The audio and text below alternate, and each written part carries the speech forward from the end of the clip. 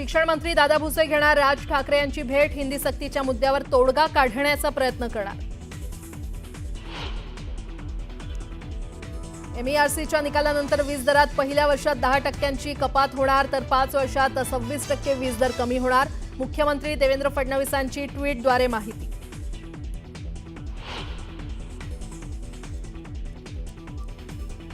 इंसान की कदर समय रहते कर लीजिए, वक्त जाने पर अफसोस करना व्यर्थ है। भास्कर जाधव यांच्या व्हॉट्सअप स्टेटसमुळे चर्चा।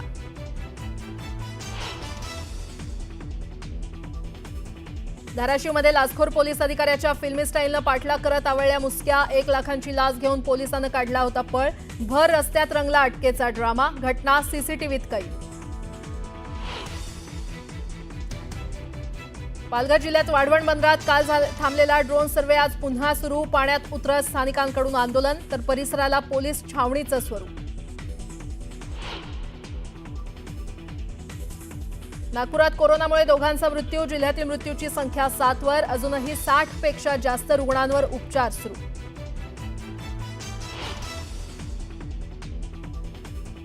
पुणे मेट्रोच्या दुसऱ्या टप्प्याला केंद्रीय मंत्रिमंडळाची मंजुरी, वनाज ते चांदणी चौक आणि रामवाडी ते वाघोली विठ्ठलवाडी या मार्गासाठी 3000 कोटींचा खर्च अपेक्षित। हिमाचल प्रदेशच्या अनेक भागांमध्ये ढगफुटी, कुलूतील सेंज भाटी आणि धर्मशाला इथल्या वीज प्रकल्पाचं काम करणारे 15 ते 20 कामगार वाहून गेल्याची भीती।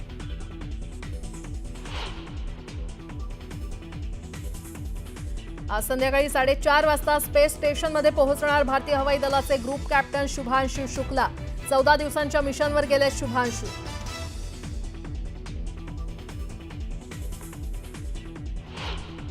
राज्यात खरीप हंगामातील पिकांसाठी राबवण्यात येणारी पीक विमा योजना फक्त 2च विमा कंपन्यांच्या माध्यमातून राबवण्यात येणार आहे आणि त्यामुळे गेल्या काही वर्षांपासून योजनेच्या अंमलबजावणीमध्ये होत असलेल्या गोंधळ आणि गैरप्रकाराला आळा बसण्याची शक्यता आहे। राज्यभरात पाऊस सक्रिय झालाय, मात्र कुठे मुसळधार तर कुठे रिपरिप अशा पावसामुळे मात्र शेतात कुठे चिखल तर कुठे जमीन कोरडी ठाक पडल्याचं पाहायला मिळतंय। त्यामुळे महाराष्ट्रात बऱ्याच ठिकाणी पावसामुळे पेरण्या रखडल्यात। यूपीतल्या आग्रा येथील सिंगणा इथे आंतरराष्ट्रीय बटाटा केंद्राअंतर्गत दक्षिण आशिया प्रादेशिक केंद्र स्थापन करण्याच्या कृषी आणि शेतकरी कल्याण विभागाच्या प्रस्तावाला मंजुरी दिलेली आहे। यासाठी बटाटा आणि रताळ्याची उत्पादन क्षमता, प्रक्रिया व्यवस्थापन आणि मूल्यवर्धन सुधारण्यात येणार आहे। शिर्डी येथील साईबाबांच्या दरबारात भक्तांची गर्दी असते। देश विदेशातून दररोज हजारो लोक इथे येतात। साई संस्थेनं आता या भक्तांसाठी एक मोठा निर्णय घेतलाय। साई मंदिरात ब्रेक दर्शन सुरू होतंय, ज्यामुळे सामान्य दर्शन रांगेत उभ्या असलेल्या भाविकांना फायदा होणार आहे। आणीबाणीच्या कालावधीमध्ये लढा देणाऱ्या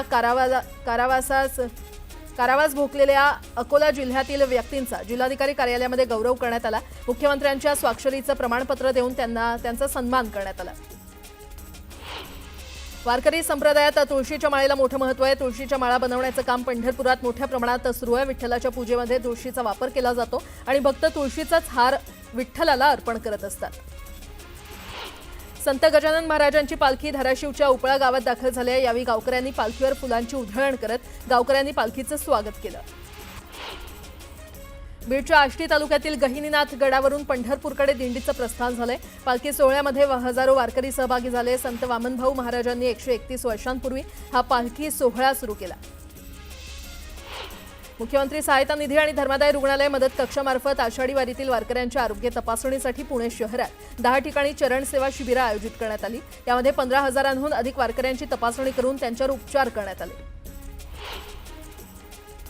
घरगुती, औद्योगिक आणि व्यावसायिक अशा सर्वच ग्राहकांच्या वीज दरात आगामी 5ही वर्षात कपात करण्याचा आदेश देत महाराष्ट्र विद्युत नियामक आयोगानं वीज ग्राहकांना दिलेला आहे आणि या निकालानुसार राज्यात पहिल्या वर्षी 10% तर पुढे टप्प्याटप्प्यानं 5 वर्षात 26% वीज दर कमी होणार आहे। मुख्यमंत्री देवेंद्र फडणवीस यांनी वीज ग्राहकांसाठी एक आनंदाची बातमी दिली आहे। सोशल मीडिया प्लॅटफॉर्म एक्सवर केलेल्या एका पोस्टमध्ये मुख्यमंत्र्यांनी पहिल्या वर्षी 10% आणि टप्प्याटप्प्यानं कपात करत 5 वर्षात 26% वीज दर कमी होणार असल्याची माहिती दिली आहे। मालवाहतूकदार आणि प्रवासी वाहनधारकांच्या प्रलंबित मागण्या मान्य न झाल्यास राज्यातील वाहतूकदार बचाव कृती समितीनं 1 जुलैपासून संपाचा इशारा दिलाय। या संपामुळे राज्यातील शालेय बस, कर्मचारी वाहतूक, अत्यावश्यक वाहतूक सेवा आणि राज्यांतर्गत खासगी वाहतूक सेवा विस्कळीत होण्याची शक्यता आहे। सीबीएसई 10वीच्या बोर्ड परीक्षा रचनेमध्ये मोठा बदल जाहीर केलाय. 2026 पासून विद्यार्थ्यांना एकाच शैक्षणिक वर्षात दोनदा परीक्षा देण्याची संधी मिळेल. पहिली परीक्षा सर्व विद्यार्थ्यांसाठी अनिवार्य असेल आणि फेब्रुवारीमध्ये घेतली जाईल, तर दुसरी परीक्षा ही मेमध्ये होणारी परीक्षा ऐच्छिक असेल. अंतिम मुदतीनंतर अभियांत्रिकीचे प्रवेश रद्द केल्यास भरण्यात आलेली अनामत रक्कम वगळता उर्वरित रकमेवर पाणी सोडावं लागणार आहे. यासंदर्भातली अधिसूचना जाहीर करण्यात आली आहे. राज्यातील वैद्यकीय, दंत आणि आयुर्वेदिक महाविद्यालय लवकरच पूर्णपणे डिजिटल होतील. ऑक्टोबर महिन्यात सर्व वैद्यकीय महाविद्यालय आणि रुग्णालयांमध्ये HMIS म्हणजेच आरोग्य व्यवस्थापन माहिती प्रणाली लागू केली जाईल. त्यानुसार एका क्लिकवर रुग्णाचा इतिहास मिळणार आहे. मुंबईमध्ये पॉलिटेक्निक अभ्यासक्रमाच्या द्वितीय वर्ष प्रवेश प्रक्रियेला सुरुवात झाली आहे. विद्यार्थ्यांना 3 जुलैपर्यंत प्रवेश घेता येणार असून 5 जुलैला गुणवत्ता यादी जाहीर होणार आहे, तर 9 जुलैला अंतिम गुणवत्ता यादी जाहीर होणार आहे. मुंबई महापालिकेला लोकसेवा आयोगाकडून आणखी 7 सहाय्यक आयुक्त मिळणार आहेत. महाराष्ट्र लोकसेवा आयोगाकडून यादी जाहीर करण्यात आली आहे. मुंबईला पाणीपुरवठा करणाऱ्या तलावांच्या पाणलोट क्षेत्रामध्ये जोरदार पाऊस पडल्यानं पाणी पातळी वाढली होती. मात्र पावसाचं प्रमाण घटताच जलसाठ्यात देखील घट होऊ लागली आणि त्यामुळे पालिकेकडून चिंता व्यक्त होते. ठाणे पालिका क्षेत्रामध्ये गेल्या 5 दिवसांपासून पाणी टंचाईच्या समस्या जाणवत आहेत. ऐन पावसाळ्यामध्ये निर्माण झालेल्या पाणी टंचाईमुळे नागरिकांना टँकरनं पाणीपुरवठा करावा लागल्याची वेळ ओढावली आहे. पुणे मेट्रोच्या दुसऱ्या टप्प्याला केंद्रीय मंत्रिमंडळानं मंजुरी दिली आहे. वनाज ते चांदणी चौक आणि रामवाडी ते वाघोली विठ्ठलवाडी या दोन्ही मार्गांसाठी 3600 कोटी रुपयांचा खर्च अपेक्षित आहे. उन्हाळी हंगामानिमित्त रेल्वेगाड्यांचा कालावधी 3 महिन्यांनी वाढवलेला आहे. सोलापूर, बडनेरा, नाशिक, हरंगुल, पुणे आणि कलबुर्गी या 6 विशेष गाड्या नियोजित मार्गावरून धावणार असल्यानं या मार्गावरील रेल्वे प्रवाशांना दिलासा मिळणार आहे. मध्य रेल्वेवरील लोकलच्या प्रथम श्रेणी डब्यामध्ये विनातिकीट प्रवासी वाढल्यानं त्या डब्यातील तिकीटधारक प्रवाशांची गैरसोय होते आणि त्यामुळे धडक मोहीम राबवत मध्य रेल्वेनं विनातिकीट प्रवाशांवर कारवाई करत त्यांच्याकडून 3,18,000चा दंड वसूल केलाय. जवळपास 984 विनातिकीट प्रवाशांवर कारवाई करण्यात आलेली आहे. रिझर्व्ह बँकेनं व्याजदरात कपात केल्यानं देशातील महानगरांमध्ये परवडणाऱ्या घरांची उपलब्धता वाढली आहे. देशात यंदा पहिल्या 6 माहीत सर्वाधिक परवडणारी घरं गुजरातमधील अहमदाबाद शहरात आहेत. त्याखालोखाल पुण्याचा दुसरा क्रमांक असून मुंबईतील घरं सर्वाधिक महाग असल्यानं या शहराचा शेवटचा क्रमांक लागलाय. महसूल वाढीसाठी मुंबई महापालिकेच्या मालकीच्या जागेचा लिलाव करण्याबाबतची निविदा प्रक्रिया पूर्ण झाली असून दोन्ही जागांच्या विक्रीतून पालिकेला 1152 कोटी रुपये मिळणार आहेत. वरळी अस्फॉल्ट प्लांटची जागा ही 783 कोटी रुपयांना, तर क्रॉफर्ड मार्केटची जागा ही 369 कोटी रुपयांना देण्यात आली आहे. राज्याच्या ग्रामीण आणि शहरी भागातील कुपोषण मुक्तीसाठी सरकार करत असलेल्या प्रयत्नांना यश आलंय. यात अतितीव्र कुपोषित बालकांचं प्रमाण हे 1.93 वरून 0.61% आले. पुण्यामध्ये हवाई दलाच्या हद्दीतील बेकायदा 24 इमारतींवर कारवाई करून महापालिकेनं सुमारे 48,000 चौरस मीटर क्षेत्र रिकामं केलंय. 900 मीटरच्या बॉम्बे डंप भागात उभारण्यात आलेल्या इमारतींवर ही कारवाई करण्यात आलेली आहे.